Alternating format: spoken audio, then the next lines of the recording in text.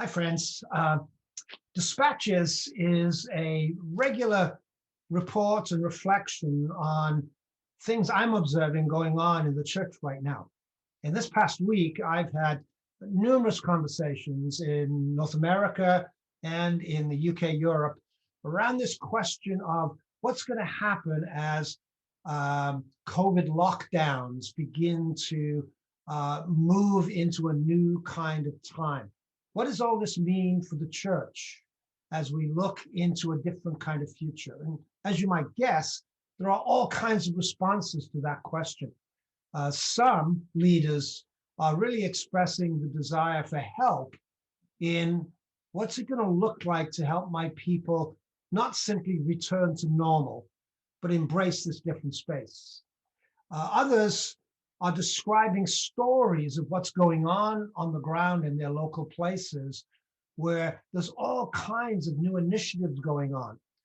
There's lots of energy beginning to happen, where leaders are recognizing that their people don't want to, quote, go back to Sunday. So there's lots of conversations going on about what do we do as we move out of COVID.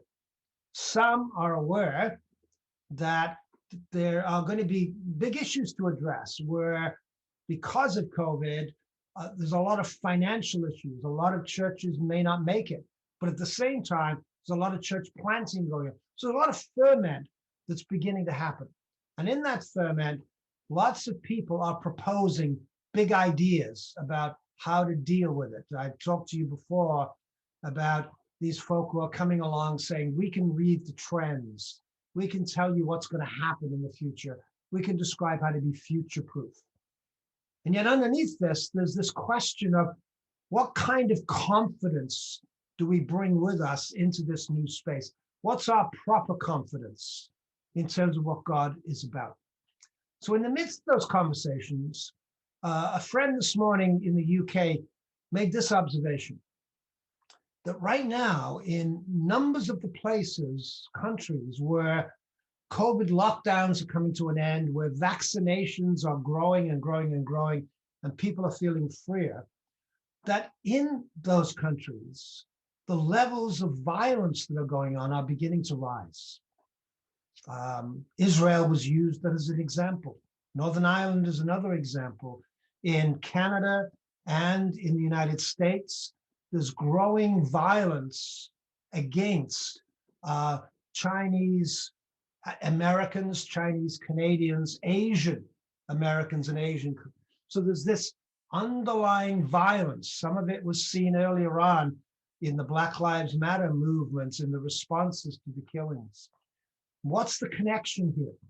That as we come out of or feel we're coming out of COVID lockdown, this other thing is happening. How do the churches address this? And it's in that context that a text, which has been so critical to our work at the Missional Network, began to move through my own head. And I wondered, and that text is Luke 10, where Jesus sends the 70 into the towns and villages of Galilee.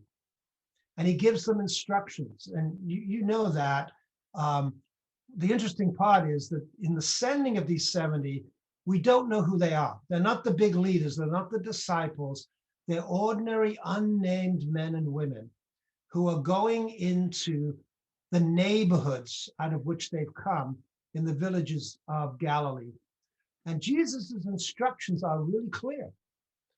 They're to go to the homes, and when they go to the homes, they're to address the homes with shalom, peace. That is, they come in the midst of anxiety to bring the peace of God. And how that peace gets brought is really fascinating in Jesus's instructions. These followers of Jesus are told to leave their baggage at home. Don't bring their stuff with them, but in speaking peace and wanting to give peace, the way to do it is to become a part of the household of the place where you are, to sit at the table and eat of their food, and to join their economic life. And I began to wonder, we don't need all the big gurus telling us about trends. We don't need to future-proof ourselves. We don't need big plans and strategies. What would it be like if in our local places, we just began to learn to be a people of shalom by learning to eat with others around their tables, to listen to what they're doing and ask, how do we join with what God is doing there? Have a great weekend.